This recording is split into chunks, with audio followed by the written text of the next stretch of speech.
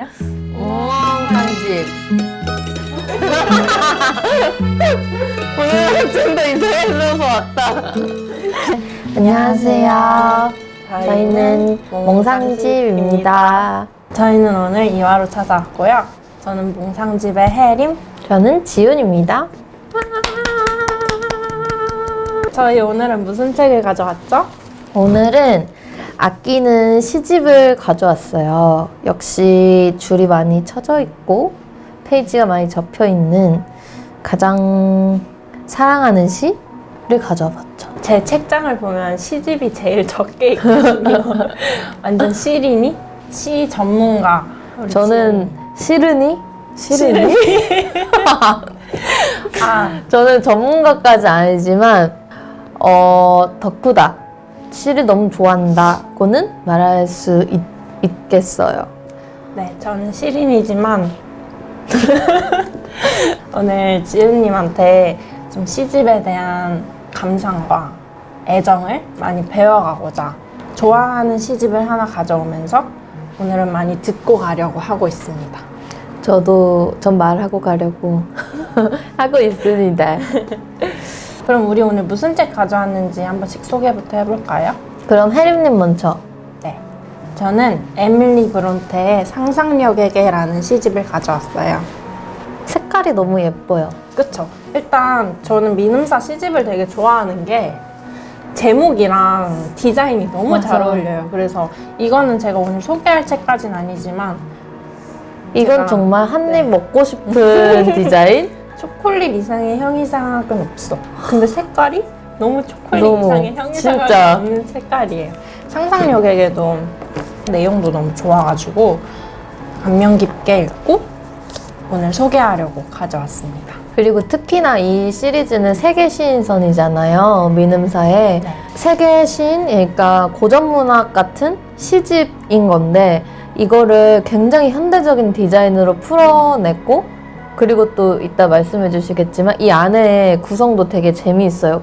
시를 모르는 사람, 특히 뭐 고전문학, 고전시에 대해서 아무런 생각이 없어도 사실 디자인만으로 좀 갖고 네. 싶은 싶은 마음이 드는 디자인이 예쁜 책들을 저도 아주 애정합니다. 네, 맞아요. 민음사 저의 마음을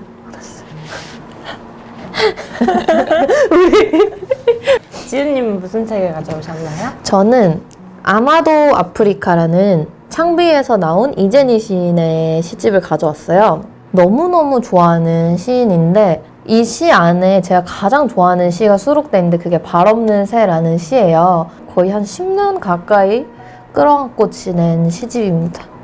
역시나 사심 가득. 그럼 본격적인 시집 소개를 하기 전에 제가 정말 좋아하는 수록시 한 편을 읽어보도록 할게요. 발 없는 새. 청춘은 다 고하지. 새벽 이슬을 맞고 허공에 얼굴을 묻을 때 바람은 아직도 도착하지 않았지. 이제 우리 어디로 갈까? 이제 우리 무엇을 할까? 어디든 무엇이든 청춘은 다 고하지. 도착하지 않은 바람처럼 떠돌아다니지. 나는 발 없는 새, 불꽃 같은 삶은 내게 어울리지 않아. 옷깃에서 떨어진 단추들은 다 어디로 사라졌나. 난 사라진 단추구멍 같은 너를 생각하지. 작은 구멍으로만 들락날락거리는 바람처럼 내게로 갔다 내게로 돌아오지. 우리는 한없이 둥글고 한없이 부풀고 걸핏하면 울음을 터뜨리려고 해. 질감 없이 부피 없이 자꾸만 날아오르려고 하지. 구체성이 결여된 삶에도 사각의 모퉁이는 허용될까? 나는 기대어 쉴만한 곳이 필요해. 각진 곳이 필요해. 널브러진 채로 몸을 접을 만한 작은 공간이 필요해. 나무로 만든 작은 관이라면 더 좋겠지. 나는 거기 누워 꿈 같은 잠을 잘 거야. 잠 같은 꿈을 꿀 거야. 눈을 감았다 뜨는 사이 내가 어디로 흘러와 있는지 볼 거야. 누구든 한 번은 태어나고 한 번은 죽지. 한 번 태어났음에도 또다시 태어나고 싶어 하는 사람들. 한 번 죽었는데도 또다시 죽으려는 사람들. 제대로 태어나지도 제대로 죽지도 못하는 사람들. 청춘은 다 고하지. 미로의 길을 헤매는 열망처럼 나아갔다 되돌아오지. 입말 속을 구르는 불안처럼 무한 증식하지. 나의 검은 펜은 오늘도 꿈속의 단어들을 받아 적지. 떠오를 수 있을 때까지 떠올랐던 높이를 기록하지. 나의 두 발은 어디로 사라졌나. 짐작할 수 없는 침묵 속에 숨겨두었나. 짐작할 수 없는 온도 속에 묻어두었나. 짐작할 수 없는 온도는 짐작할 수 없는 높이를 수반하지. 높이는 종종 깊이라는 말로 오인되지. 다다르지 못한 온도를 노래할 수 있는가? 다다르지 못한 온도를 아낄 수 있는가? 우리의 대답은 언제나 질문으로 시작해서 질문으로 끝나지. 청춘은 다 고하지. 헛된 비유의 문장들을 이마에 새기지. 어디에도 소용없는 문장들이 쌓여만 가지. 위안 없는 사물들의 이름으로 시간을 견뎌내지. 19살 때쯤 발 없는 새 시의 일부의 이미지를 본 거예요. 내가 어떻게 말로 표현할 수가 없어서 막 답답하고 혼자 슬펐는데 여기에 다 나와 있는 거예요. 언어로 표현할 수 없었던 부분을 이 시인이 언어로 표현을 했고 난 그걸 발견했고 말들이 다 반복되고 섞이고 이런 뼈를 때리는 문장들, 헛된 비유의 문장들을 이마에 새기지. 어디에도 소용없는 문장들이 쌓여만 가지. 위안 없는 사물들의 이름으로 시간을 견뎌내지. 근데 이 부분도 되게 누구나 공감할 것 같아요. 그래서 저는 이 시를 읽고 또 읽어도 가끔은 창피하게까지 한 거? 나 아직도 이 부분에서 부끄럽다. 시간이 많이 지났는데 나 아직도. 근데 앞으로도 그렇지 않을까요? 맞아요. 영상 앞으로도 영상가라서. 한 10년 뒤에 우린 다 고아야. 만나서 없고. 걸핏하면 날아오르려고 해. 저는 이 시집 보고 이 문장이 쪽이 되게 좋더라고요. 누구든 한 번은 태어나고 한 번은 죽지. 한 번 태어났음에도 또다시 태어나고 싶어하는 사람들. 제대로 태어나지도 제대로 죽지도 못하는 사람들. 되게 많은 사람들을 보여주는 것 같아요. 태어나 있지만 태어난다는 게 많은 의미를 내포할 수 있잖아요. 실상 저는 좀 자신이 없어요. 내가 제대로 태어났는지도 모르겠고 부끄럽고 아프고 좀 그래요. 여기서 태어난다는 게 정말 해석하기 나름일 것 같은데 저는 이거 들으면서 그거 생각났거든요. 데미안에서 알을 깨고 나온다. 비슷한 의미일 것 같다는 생각이 들었는데 슬프죠. 저도 조금 부끄럽네요. 저는 이 시를 너무 좋아해서 이 시로 사진도 찍었어요. 제 사진 연작 시리즈 중에 발 없는 새라는 시리즈가 있는데 다중 노출 기법을 활용한 거예요. 춤추는 사람이 나는 것 같기도 하고 잘 알 수 없는 모호한 그런 것들을 표현한 시리즈가 있거든요. 그만큼 좋아하는 시다. 여기 또 아시죠? 특징, 전공서적처럼 책을 읽자. 여하튼 그래서 제가 좋아하는 시들을 좀 많이 표시를 해놨어요. 발 없는 새 다음으로 정말 좋아하는 시가 있는데 이건 조금 짧아요. 그래서 이것까지만 다 읽고 나머지는 구절들을 조금씩 얘기하면서 나눌까 싶거든요. 밤의 공벌레. 온 힘을 다해 살아내지 않기로 했다. 꽃이 지는 것을 보고 알았다. 기절하지 않으려고 눈동자를 깜빡였다. 한 번으로 부족해 2번 깜빡였다. 너는 긴 인생을 틀린 맞춤법으로 살았고 그건 너의 잘못이 아니었다. 이 삶이 시계라면 나는 바늘을 부러뜨릴 때다.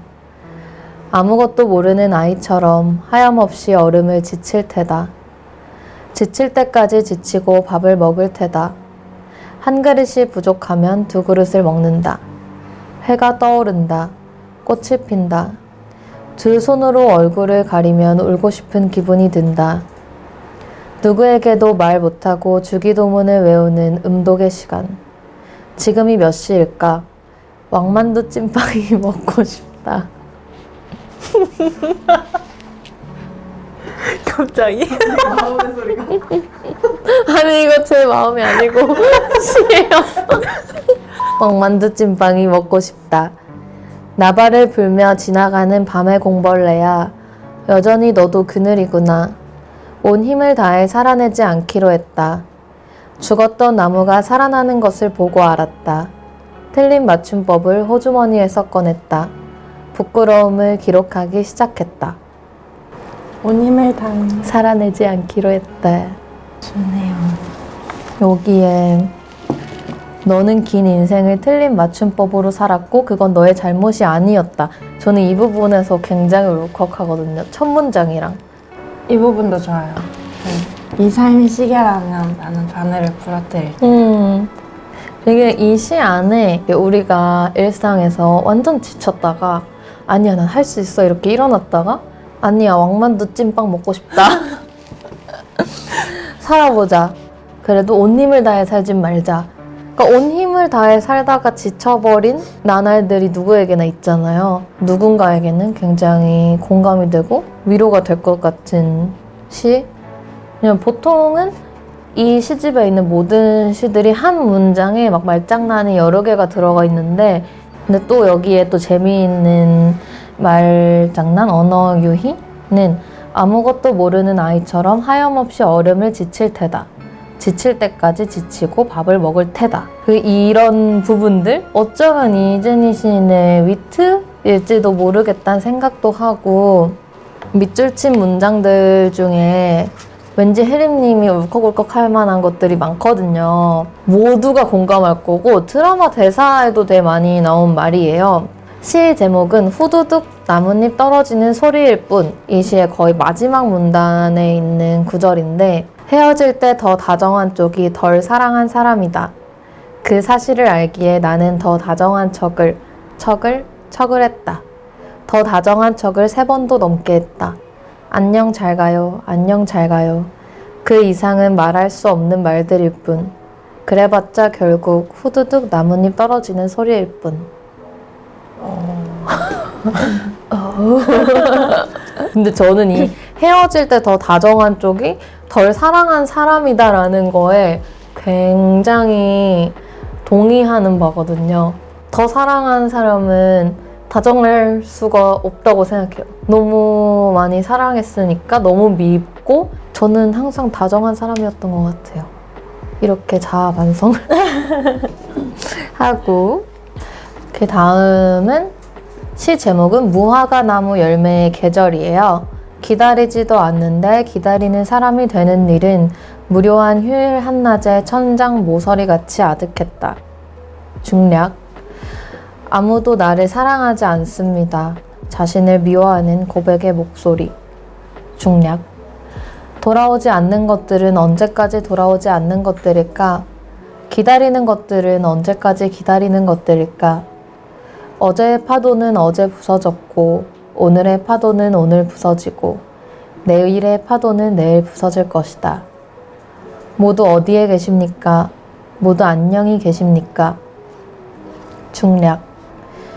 잘 말린 무화과나무 열매를 씹으며 나는 자라났고 떠나간 사람들보다 더 많은 나이가 되었다는 사실을 알았을 땐 또다시 무화과나무 열매의 계절이 돌아오고 있었다. 떠남과 남겨진 자의 마음? 그런 것들을 잘 보여주는 시인데 제가 제일 좋아하는 부분은 돌아오지 않는 것들은 언제까지 돌아오지 않는 것들일까? 기다리는 것들은 언제까지 기다리는 것들일까? 였거든요. 근데 오늘 마지막에 떠나간 사람들보다 더 많은 나이가 되었다는 사실을 알았을 땐 또다시 무화과나무 열매의 계절이 오고 있었다. 이 부분이 되게 아득하고 아프네요. 그럴 때 있잖아요. 내 눈에 엄청 커 보였던 어른 같았던 사람의 나이가 되었는데 그 사람은 인간으로서 더 많은 삶을 살아서 이미 또 저만큼 갔고 내가 존경하던 사람의 나이가 되었는데 다 어디 갔지? 나는 하나도 변한 것 같지 않고 그런 느낌도 들고 제가 오늘 이걸 소개하기 전에 시인님 인터뷰를 좀 찾아보니까 당신의 시를 어떻게 이해해야 되느냐라고 인터뷰어가 물었을 때 나의 시는 그냥 언어적으로 읽어줬으면 좋겠다. 그 단어와 단어의 만남, 그런 결합, 또 그런 운율과 리듬에 나를 내맡겨서 그냥 읽어줬으면 좋겠다라는 말씀을 하셨거든요. 근데 원래 그런 언어에 관심이 많으시대요. 혜림님도 언어 자체에 애정이 있다 하셨던 것 같은데 맞나요? 맞아요. 저는 좀 언어 유희라기보다는 의미에 대해서 좀 생각을 많이 하던 시기가 있었죠. 생각이 많아지고 생각이 깊어질수록 말이 없어진다는 생각을 언제부터 하게 됐어요. 맞아. 그래서 뭐랄까 말의 무게를 점점 느끼게 된다고 해야 되나? 언어로 표현하는 것에 대한 책임이나 그런 어려움이 많이 생길수록 말이 점점 없어지는데 맞아. 그렇다고 우리가 우리 안에 있는 생각들을 전혀 표현하지 않는 건 또 아니다. 그 대신 언어가 아닌 다른 방식으로 계속 표현을 하고 있는 것 같다. 맞아. 뭐 사진일 수도 있고 글일 수도 있고 뭐 글도 언어지만 네. 그냥 표현이 더 다채로워진 걸 수도 있다는 생각이 들어요. 좋다. 그럼 이제 혜림님이 가져오신 시집을 파헤쳐 볼까요? 에밀리 브론테의 상상력에게라는 책을 가져왔어요. 폭풍의 언덕의 저자예요. 모르셨죠? 몰랐어.